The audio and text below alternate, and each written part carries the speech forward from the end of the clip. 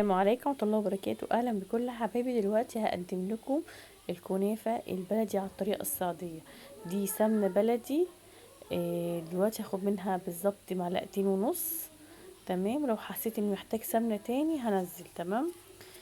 هزود تاني مع بعض علي نص كيلو كنافة من البلدي اللي هي البلدي بتاعتنا. هنزلها. كنت عندي في الفريزر وكان جوزي قال انا زهقت من السحور التقليدي فعملنا حاجه كده ايه نفسي في الكنافه البلدي. طلعت له كده نص كيلو وقلت له هعمل لك النهارده على السحور كنافه باللبن بالايه بالطريقه السعوديه اللي احنا متعودين عليها وعليها شويه مكسرات كده حاجه خفيفه عليه في السحور. تمام. عملت طبعا نص كيلو كنافه زي ما انتم شايفين مجمده كده معايا. طبعا السمنه كنت مسخناها لقيت محتاجه تاني حطيت برضو معلقتين كبار من السمنه البلدي وقعدت اقلب فيها كده عشان تاخد لون معايا على نار هاديه. اوعوا تسيبوها، لا خليكم جنبيها وتقلبوها كده لغايه ما تاخد معاكي لون ذهبي. تمام. وزي ما انتم شايفين بالطريقه دي. ولازم تكونوا محضرين معاكم حوالي نص كيلو لبن غاليين وجنبيكم سخن وشويه مكسرات المتاحه عندك، جوز هند، زبيب، سوداني، فستق، لوز، المتاحه عندك حطيه. مفيش حلو قوي على كده كنافه عليها لبن وسكر بودر وزي الفل. تمام. هوريكم دلوقتي احنا بننزلها في الطبق التقديم بعد ما خدت لون ذهبي كده خالص. وانا حبيت اعملها كده بحاجه خفيفه يتسحر بيها.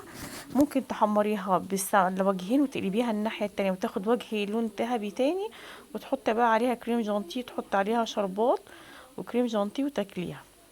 بس انا حبيت اعملها بطريقه خفيفه. اهو نزلنا الكنافه كده هتلاقيها عريضه شويه عشان الناس بتشوفونا من اي دول عربيه. دي لا، دي اسمها كنافه البلدي خاصه بينا هنا في الصعيد. تمام. وهوريه بقى البحراويه هتعرف تعمل لك كنافه كده زي الصعيده ولا لا. بس هي عجبته على فكره وكلها الحمد لله بالف هنا وشفا. دلوقتي انا نزلت عليها 3 معالق من السكر البودر. تمام. وهنزل عليها شويه زبيب وشويه سوداني وهنزل برضو معايا كوبايه ونص من اللبن.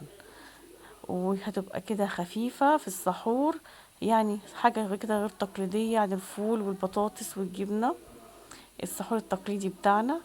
اهو حاجه خفيفه كده وبألف هنا وشفا على كل حبايبي. حبيت اقدم لكم طريقه الكنافه البلدي البسيطه خالص بتاعتنا. اتمنى تكون عجبتكم. رمضان في مصر حاجة تانية والسر في التفاصيل. رمضان في مصر غير الدنيا طعمه بطعم النيل. رمضان في مصر حاجة تانية والسر في التفاصيل.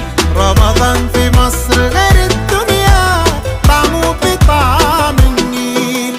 في كل حتة بنتمشى فوانيس وزينة في الشارع، صوت الأذان يدخل قلبك ونصلي تراويح في الجامع. بالليل بتحلو القعدة